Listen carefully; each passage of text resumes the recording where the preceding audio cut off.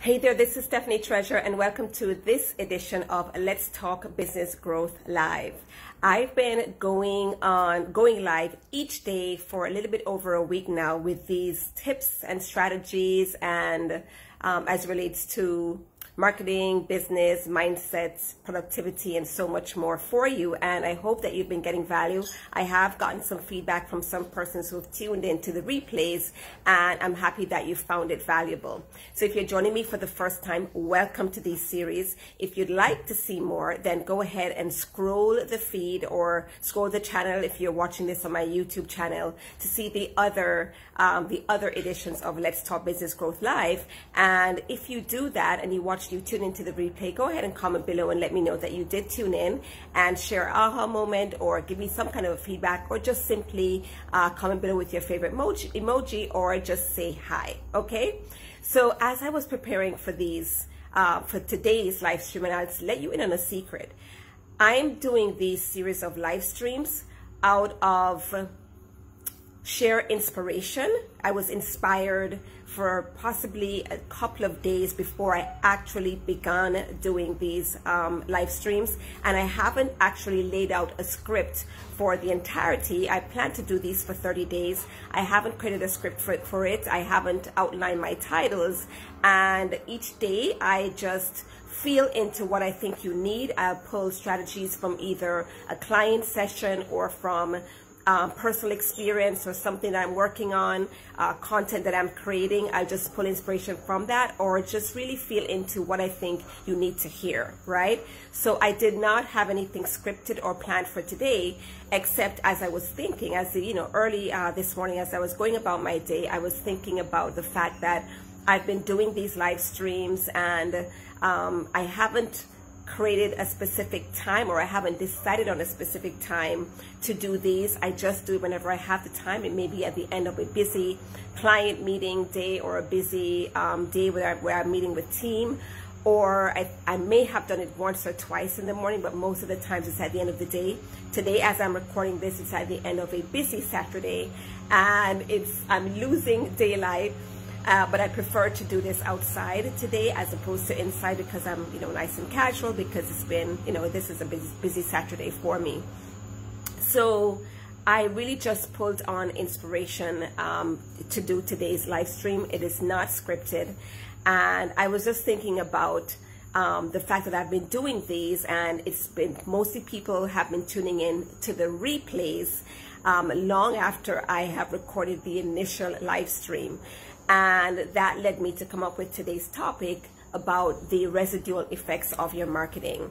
And I've been noticing this for quite some time over, throughout my years in business, and especially as I do these kind of outward marketing strategies where I'm either creating videos or live streams, which I did at the very early on in my business as well, when I used to syndicate my videos, create videos and syndicate them to YouTube, right? And sometimes when you're going live, especially now that I'm doing live streams and not a video, it feels like I'm alone, because nobody realizes that I'm live, because especially since I haven't created a uniform time to go live. So it's, just whenever I have the time, and you may not have the time to tune in at the time when I'm going live. And yet I still get feedback, like I said, on live streams that happened days before. And I know that I'm going to continue to get feedback, because I usually syndicate my live streams on multiple platforms, and it stays as it will stay in that platform or on that platform as evergreen content. In many cases, it's even searchable. It gets picked up by the search engines, by Google and other search engines, and people will watch these live streams for years to come. And that's what powers me forward, knowing that even though I don't have a live audience, even when I'm doing the live streams, I know that they will live on, so to speak, right? And I've seen it happen many times in my business. If you think about whenever you have an important meeting with a new entity, or if in the past where you've possibly had a job interview, you would do research on that company ahead of time so that you feel schooled and ready for that meeting or that interview. if you think about when your clients have booked calls with you and they're on the eve of those calls, and they're thinking about what what your encounter may be like, what they want to talk about, who you are, what you do, and they probably, most likely they have a feeling that you're going to be possibly inviting them to work with you. They too are going to do their research, and they will come across your marketing, your articles, your videos, your live streams or replays of the same, right? They'll come across that too as they do their research or do their due diligence or just do some reading and preparation before that meeting. So I know that these live streams are going to get viewed by people like that, persons who are about to have a meeting with me or looking into working with me. So the residual effect of this live stream, I know it's going to be powerful, even if in the moment it doesn't seem like persons are paying attention. Not everybody knows that I'm doing these daily live streams. I think I'm only about 8 days or so in, possibly closer to 2 weeks, and it seems like I do get people watching, I do get feedback, but it's trickles, right? But I know it's going to turn into the dozens and then into the hundreds as time passes by and as people come into awareness of me and browse my previous content.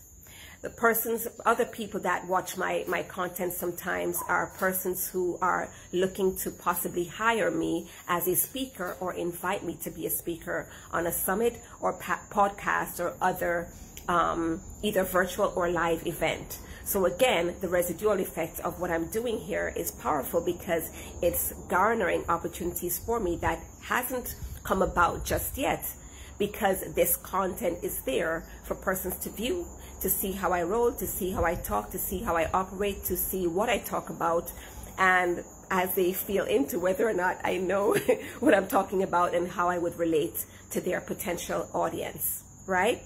The other thing is that I can repurpose this content in many ways, which I may do a video or a live stream separate, all about repurposing your content. But what I share here today, I'll be able to share in the written form. I can have this video transcribed and have a team member transcribe it, or have a bot or a platform transcribe it and turn it into a nice article. I can pull bits and pieces from this video and drip it out as one-liners on social media. There's so many different ways that I can repurpose this. I can send this video in my newsletter as part of my content that I'm sharing out to my subscribers. So the residual effects of your marketing is quite powerful, and it's something that can be repurposed in many ways, and it's working even though it may not seem to be working in the moment. You may not seem to be getting the likes or the comments that you'd like. Your content is going to be living on the interwebs, if you will, and it will be seen at the right time by the right people and present you with an opportunity that may be rightly timed for you to move your business forward. So I want you to think about that as you do your marketing, as you put your articles or your live streams or your videos out there and it doesn't seem to be gaining traction.